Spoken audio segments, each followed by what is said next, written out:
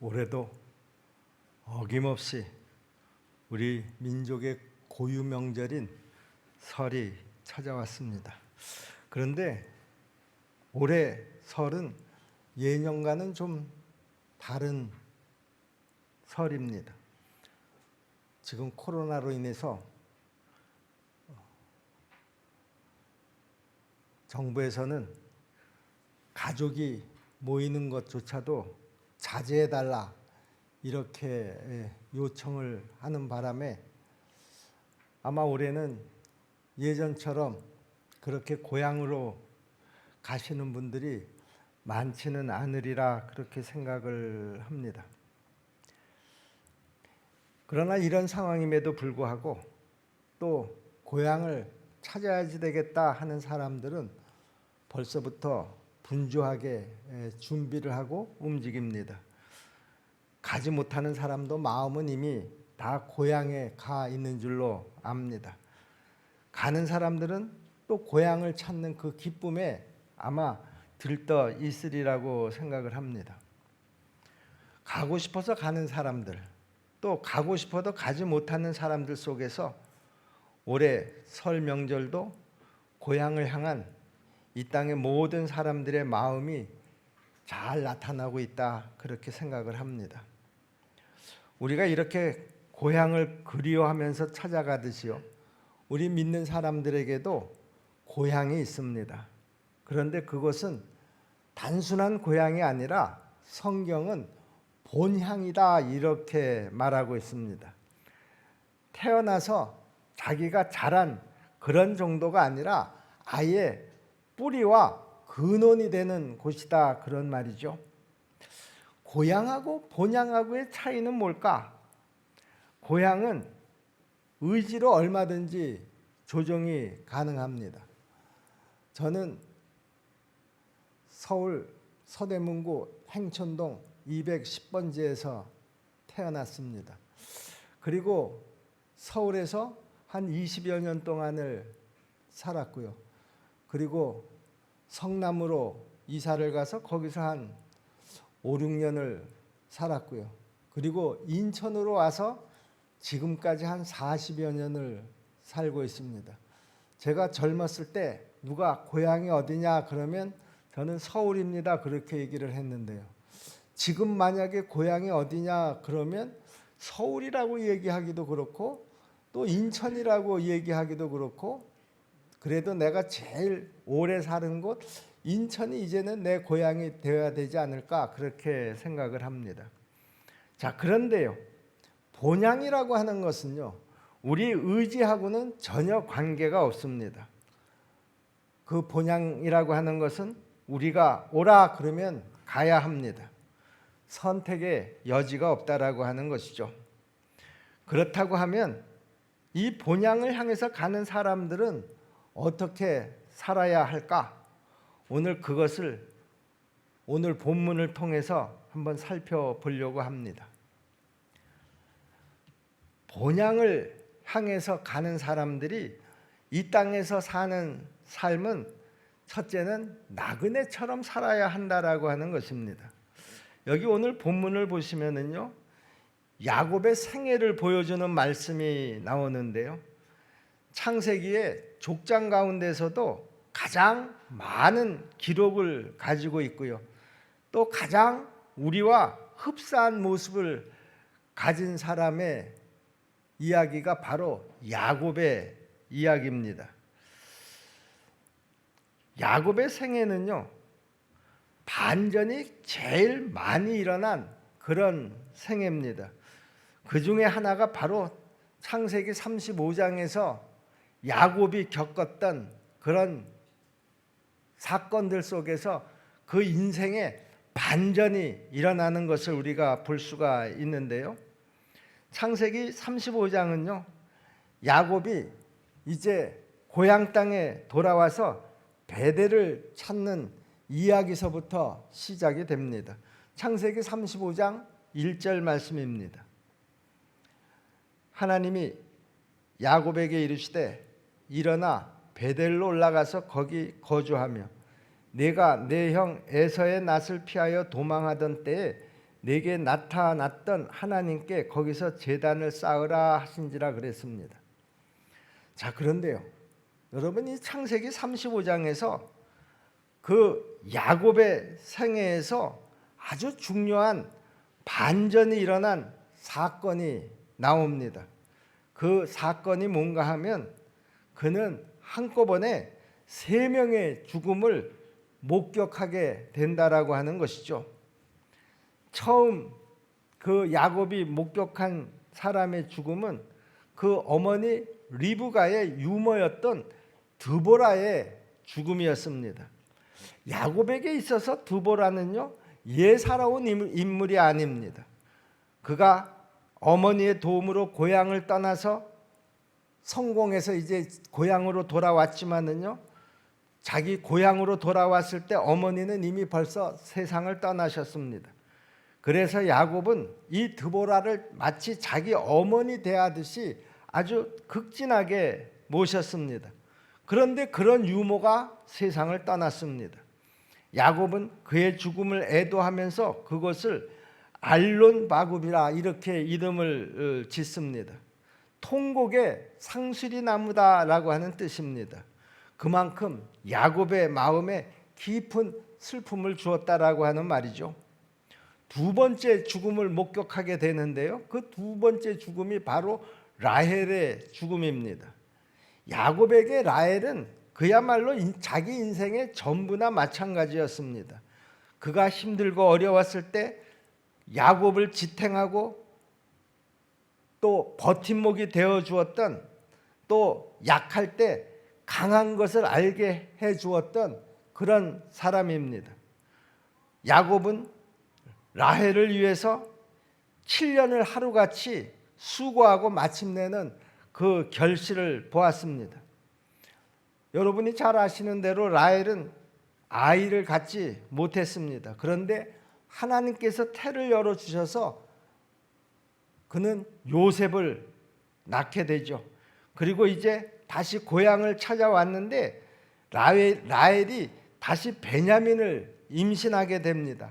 아주 난산 끝에 길에서 그 아이를 낳고 그만 세상을 떠납니다. 라헬을 잃고 얻은 베냐민의 원래 이름은 베논이라고 했는데요, 베논이라고 하는 말은 슬픔의 아들이라는 그런 뜻입니다. 그 이름 속에서 야곱의 슬픔이 얼마나 깊었었는가 하는 것을 우리가 또한 알게 됩니다. 그리고 이제 세 번째 죽음을 목격하게 되는데요, 그 야곱이 세 번째 목격한 죽음은 바로 아버지 이삭의 죽음입니다. 야곱에게 이삭은 어떤 존재였습니까? 그의 인생길에 방향을 정해준 그런 사람입니다. 그리고 야곱에게 신앙이 무엇인지를 알게 해준 그런 사람입니다. 그런 아버지가 이제 야곱의 곁을 떠나고 맙니다. 창세기 35장은요, 야곱이 이삭을 장사하는 것으로 그렇게 끝이 납니다. 35장 29절 말씀이죠. 이삭이 나이가 많고 늙어 기운이 다함에 죽어 자기 열조에게로 돌아가니 그의 아들 에서와 야곱이 그를 장사하였더라. 이렇게 창세기 35장에는 야곱과 가장 가까웠던 사람 세 사람이 이제 물론 시간차는 조금씩 있지만 그 시간차가 길지 않은 상태 속에서 세 사람의 그 죽음을 목격하게 되는 것이죠. 이렇게 세 명의 죽음을 목격한 야곱의 생애에는요, 이 이후부터 아주 새로운 반전이 일어나기 시작을 합니다. 갑자기 가까운 사람이 이렇게 죽는 것을 본 야곱에게 어떤 마음이 들었을까? 어떤 마음에 반전이 있었을까? 그것은 바로 인생은 돌아가는 것이다 라고 하는 것을 깨닫게 되었다는 말이죠.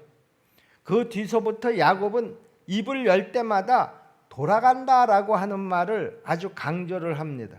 그리고 그 돌아간다라고 하는 말이 오늘 우리가 읽은 본문에까지 이어집니다. 지금 야곱은 애굽왕 앞에서 그의 말은 돌아가는 인생이다라고 하는 것을 아주 여실하게 보여주고 있습니다. 이런 야곱이 본문에서 애굽의 왕에게 이렇게 고백을 합니다. 9절 말씀입니다. 내 나그네 길의 세월이 130년이니 이다. 내 나이가 얼마 못 되니 우리 조상의 나그네 길의 연조에 미치지 못하나 험악한 세월을 보냈나이다 하고 그랬습니다. 여기 야곱의 말에서 눈길을 끄는 말이 하나가 있는데요. 그것은 바로 나그네다라고 하는 말입니다. 두 번이나 반복해서 자기의 인생을 나그네로 표현을 합니다. 여러분, 그런데요, 이것은 야곱의 인생에 있어서 아주 놀라운 반전을 가져다 줍니다. 어느 순간에서부터 야곱은 자기 자신을 나그네로 말을 합니다. 그리고 또 자기는 이제서부터 이 세상을 살아가는데 나그네처럼 살겠다, 이렇게 다짐을 하는 것이죠. 야곱의 이런 신앙이 오늘 본문에서도 잘 나타나고 있는데요. 여러분, 우리도 이제 나그네처럼 살아가야 합니다. 나그네라고 하는 것은요, 어느 곳에 정착을 하지 않습니다. 나그네는 어떤 곳에도 집착하지 않습니다. 나그네는 언제나 떠날 준비를 합니다. 이것이 바로 나그네입니다. 우리도 세상을 이런 마음으로 살아야 한다라고 하는 것이죠. 그런데 사람들은 마치 자기가 이 땅에서 천년 만년 살 것처럼 생각하고요, 집착하고 정착하려고 합니다. 그런데 인생은 결코 그렇지 않다라고 하는 것이죠. 하나님께서 부르시면 우리는 그 순간에 다 내려놓고 가야 합니다. 내가 아끼는 그 어떤 것 하나도 우리는 가지고 갈 수가 없습니다. 이것이 바로 인생입니다. 사람은 빈손으로 태어납니다. 그리고 갈 때도 빈손으로 갑니다. 가만히 보면은요, 아기가 태어날 때는요, 손을 꽉 움켜쥐고 태어납니다. 이제 세상에서 뭔가를 잡으려고 하는 것이겠죠. 그래서 살아온 인생의 연수만큼 우리는 많은 것을 손에 쥐었습니다. 하지만 떠날 때는 어떻습니까? 어느 것 하나도 우리가 가지고 떠날 수가 없다라고 하는 것입니다. 지금까지 내가 움켜쥐고 있었던 것 다 펴고 다 내려놓고 갈 수밖에 없습니다. 여러분, 이제 우리 모두는 나그네처럼 본향을 향하는 길목에서 어떤 것도 집착하지 말아야 하고요, 어떤 곳에도 정착하려고 하지 말아야 한다라고 하는 것이죠. 우리는 계속해서 앞을 향해서, 하늘을 향해서, 천성을 향해서 나아가는 그 신앙의 나그네들이 다 될 수 있기를 주님의 이름으로 축복합니다. 둘째, 야곱이 이 세 사람의 죽음을 목격하고 그 인생에 반전이 일어났는데, 그 반전 중에 또 하나가 뭔가 하면, 내가 이제서부터는 축복을 하면서 살아야 되겠다 하는 그런 그 결심을 하게 되는 것이죠. 여러분, 야곱의 이야기는요, 축복으로 시작을 해서 축복으로 끝이 납니다.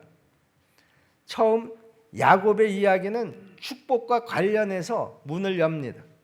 그러다가 죽을 때에도 자녀와 후손들을 축복하는 것으로 그 이야기의 끝을 맺습니다. 이렇게 야곱의 생애에는요, 이 축복이라고 하는 주제가 아주 중요합니다. 그런데요, 이 야곱에게 있어서 이런 반전은 이제 축복의 주체와 내용이 달라졌다라고 하는 것이죠. 야곱은 예전에는요, 축복을 받으려고만 했습니다. 거기에다가 남의 축복도 빼앗으려고만 했습니다. 그러다가 야곱은 공경을 당하기도 했고 삶의 수렁에 빠지기도 했습니다. 그러나 야곱이요, 돌아가는 인생, 본향을 향한 인생이다라고 하는 사실을 알고서부터는 이제는 자기가 축복을 하면서 삽니다. 그는 만나는 모든 사람들이 축복의 대상이 되었습니다. 그래서 자녀를 축복하고요, 또 만나는 사람들을 축복하고요, 본문에 와서는 드디어 애굽의 왕까지도 축복을 합니다. 7절 말씀을 여러분 보시기 바랍니다. 요셉이 자기 아버지 야곱을 인도하여 바로 앞에 서게 하니 야곱이 바로에게 축복하며 그랬습니다. 또 10절에도 보면은요, 야곱이 이렇게 말합니다. 야곱이 바로에게 축복하고 그 앞에서 나오니라. 야곱이 애굽 왕을 만날 때도 그렇고요, 헤어질 때도 그렇고요, 축복하고 축복하는 것을 볼 수가 있습니다. 왕을 만났으니까 나름대로 왕에게 할 말이 있었을 것입니다. 뭐 또 부탁의 말도 있었을 것입니다. 그런데 야곱은 그런저런 얘기를 한마디도 하지 않고 오직 그 애굽 왕을 축복만 합니다. 무슨 지위가 있든지 어떤 상황이든지 야곱에게는 그것이 문제가 되지 않습니다. 누구를 만나든지 야곱은 이제 그런 인생의 반전을 경험하고 난 다음에 만나는 사람들마다 다 축복을 합니다. 이것은 야곱에게 있어서 아주 놀라운 반전이죠. 전에는 자기만 축복을 받고 남의 축복도 빼앗으려고 했던 사람인데 이제는 완전히 사람이 달라졌다라고 하는 것입니다. 돌아가는 인생을 알고 난 다음에 깨달은 변화라고 하는 것이죠. 여러분, 성경은요, 한마디로 축복의 책입니다. 그래서 성경을 가까이 한 많은 사람들이 얼마나 그 말씀을 통해서 축복을 받았는지 모릅니다. 그 중에 한 사람이 누굽니까? 바로 나 자신입니다. 우리가 지금 여기까지 매 주일마다 변함없이 예배를 드리는 것도 우리가 하나님의 축복을 받은 줄로 믿습니다. 또 하나님의 말씀에 이렇게 귀를 기울일 수 있는 것도 하나님의 축복이 이 시간 우리에게 임했기 때문입니다. 하나님은 저주가 아니라 축복을 주시기 위해서 우리를 부르신 줄로 믿습니다. 우리가 본향을 향해서 가는 모든 길에 우리 하나님의 축복이 임하는 줄로 믿으시기를 바랍니다. 지금까지 하나님께서 축복해 주셨고요, 앞으로도 우리는 하나님의 축복 속에서 살아갈 줄로 믿습니다. 하나님은 당신의 자녀된 백성들에게 축복을 주십니다. 그래서 이렇게 말씀하고 계시죠. 민수기 6장 23절로 27절까지 말씀을 보시면은요, 아론과 그의 아들들에게 말하여 이르기를 너희는 이스라엘 자손을 위하여 이렇게 축복하여 이르되 여호와는 내게 복을 주시고 너를 지키시기를 원하며 여호와는 그의 얼굴을 내게 비추사 은혜 베푸시기를 원하며 여호와는 그 얼굴을 내게로 향하사 평강 주시기를 원하노라 할지니라 하라. 그들은 이같이 내 이름으로 이스라엘 자손에게 축복할지니 내가 그들에게 복을 주리라 그랬습니다. 그래서 이런 하나님을 믿는 성도는 끊임없이 축복을 하면서 살아야 한다라고 하는 것이죠. 우리가 받았으니 또 우리가 나누어야 한다라고 하는 말입니다. 여러분, 축복이라는 말이 무슨 뜻입니까? 복을 빈다, 그런 뜻입니다. 잘 되라고 말하고 잘 되기를 기도하는 것이죠. 여러분, 축복은요, 남의 허물이나 약점을 들춰내는 것이 아닙니다. 남을 비방하고 수군거리는 것도 아닙니다. 남을 판단하고 정죄하는 것도 아닙니다. 축복은요, 상대방에게 용기를 주는 것입니다. 오히려 허물을 덮어주는 것입니다. 힘과 위로를 주는 것입니다. 기도와 간구로 소망을 심어주는 것입니다. 여러분, 이것이 축복입니다. 우리 십정동계 성도 여러분, 이제 설이 되면 여러분들은 여러분들과 가장 가까운 일가 친척들을 만나게 될 것입니다.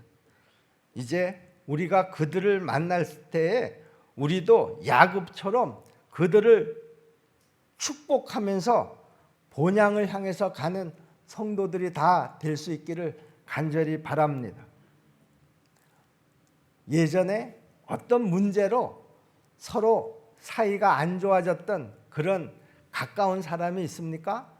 나는 저 사람만 보면 아주 불편해서 저 사람이 있는 곳에는 가기가 싫어. 그런 상대가 있습니까? 여러분, 우리는 누구나 다 돌아가야 할 사람들이라는 것이죠. 우리가 이 땅에 나그네처럼 살아가야 될 사람이라는 것이죠.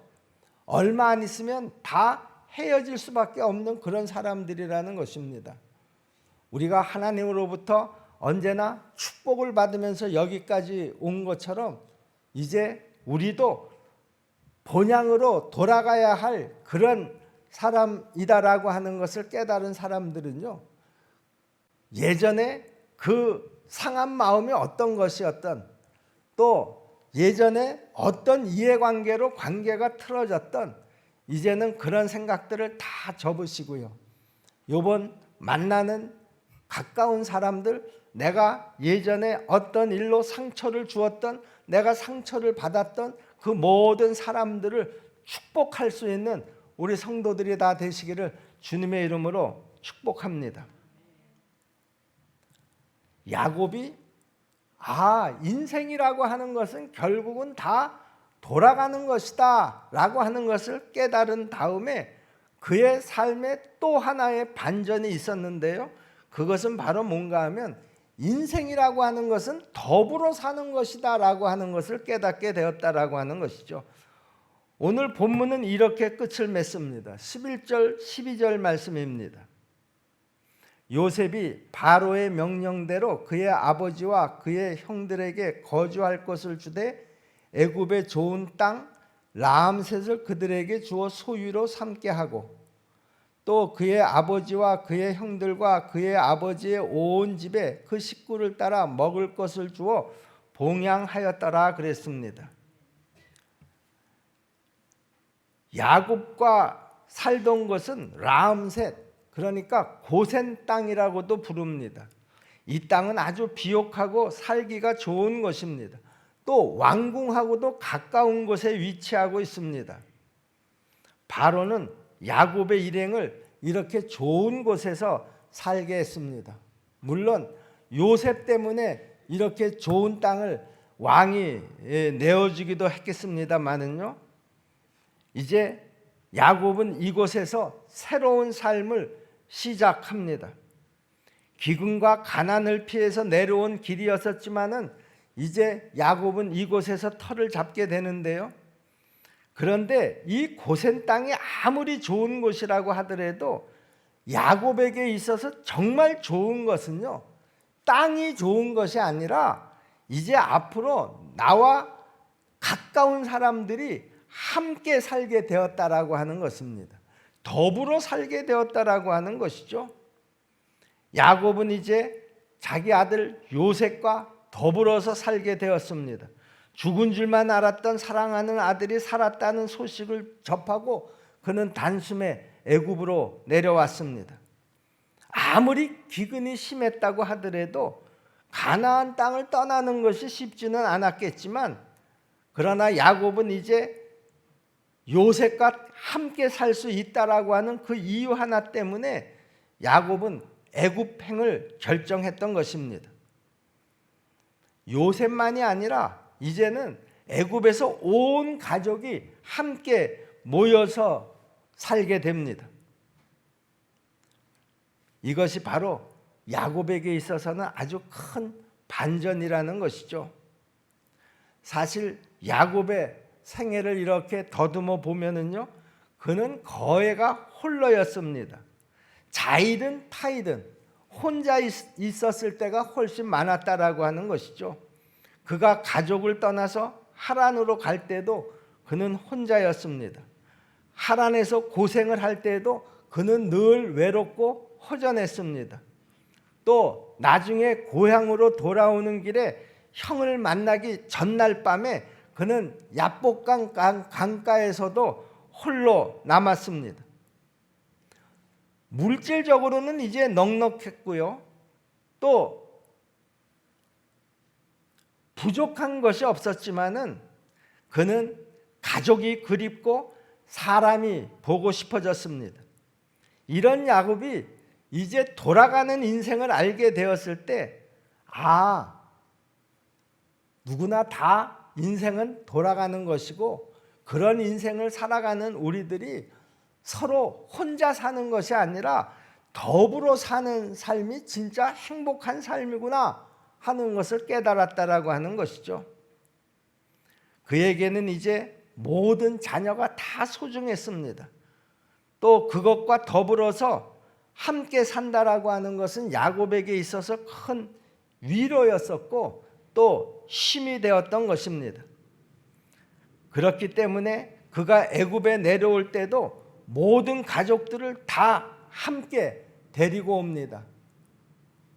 자식들을 비롯해서 자기 집에서 일하던 하인들까지 다 데리고 옵니다. 그 인원이 성경은 70명이었었다 그렇게 기록하고 있는데요.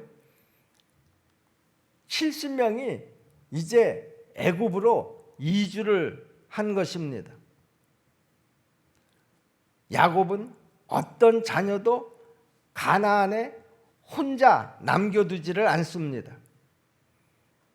모두가 더불어 가고 더불어 살아야 하기 때문입니다. 이것이 바로 돌아가는 인생에서 야곱이 깨달은 진리라는 것이죠.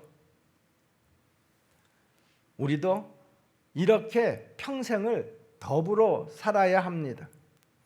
우리는 이번 주에 많은 사람들을 만나게 될 것입니다. 부모와 자식이 만나게 될 것이고요. 형제와 친척들을 만나게 될 것입니다. 시어머니와 며느리도 만나게 될 것이고요. 또 동서와 올케도 만나게 될 것입니다. 우리의 이런 만남 속에 더불어 사는 것에 아름다움이 있어야 한다라고 하는 것이죠. 어떤 관계가 되었든지 간에 또 예전에 어떤 섭섭한 일이 있었든지 간에 또 어떤 일로 마음의 상처를 받았든지 간에 이번 설에 가까운 사람들을 만나게 되면은요, 할 수만 있으면 그들을 축복하는 마음을 가지시기를 바랍니다. 그들을 격려하시고 위로하시고 힘을 주시기를 바랍니다. 그렇지 않아도 우리가 지금 살기가 얼마나 힘이 듭니까? 그런데 또 만나가지고 상대방에게 힘을 빼는 그런 말을 하고 행동을 한다고 하면 그것이 무슨 의미가 있겠느냐라고 하는 것이죠. 우리는 더불어 살 수밖에 없는 존재들입니다. 그리고 우리 믿는 자는 더더군다나 더불어 갑니다. 나 혼자가 아니라는 것이죠. 또 우리는 본향을 향해서 모두가 함께 가야 할 그런 운명이라는 것이죠.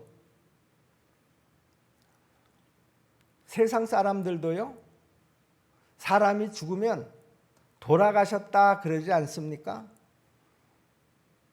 그러나 세상 사람들은요, 어디로 가는지도 모르고 왔던 곳으로 돌아간다 그렇게 얘기를 합니다. 그래서 세상 사람들도 사람이 죽으면 돌아가셨다 그렇게 말하는 것이죠.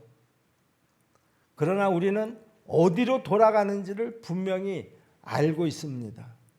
이번에 믿지 않는 성도들을, 믿지 않는 친척들을 만약에 이번 설에 만나게 된다라고 하면은요, 우리가 그런 안타까움을 가지고 그들에게도 이제 우리가 죽으면 어디로 돌아가는지를 분명하게 알려줄 수 있는 그런 여러분들이 다 되시기를 주님의 이름으로 축복합니다.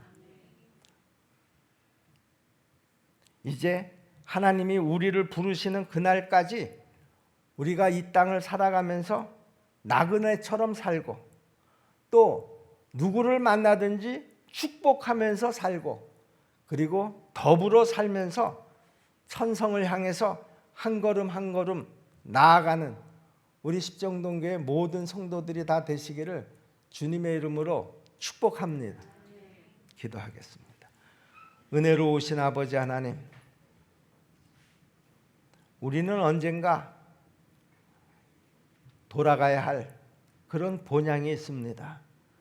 우리가 이 세상을 살아가는 이곳은 잠시 우리가 머물다 가는 그런 곳이라는 사실을 오늘 말씀을 통해서도 우리가 다시 한번 확인합니다. 하나님 아버지, 우리의 마음속에 언제나 이 세상은 나그네의 삶이고 또 내가 누구를 만나든지 축복하는 삶을 살아야지 되고 더불어 사는 삶을 살아야 된다라고 하는 사실을 한시도 잊지 않게 도와주시옵소서. 이번 설에 만나는 이들마다 우리가 그 본향에 대해서 이야기할 수 있는 담대함을 주시옵시고 또 그들과 함께 우리가 더불어서 본향을 향해서 나아갈 수 있는 그 은혜와 축복을 허락하여 주시옵소서. 예수님의 이름으로 믿고 기도하옵나이다. 아멘.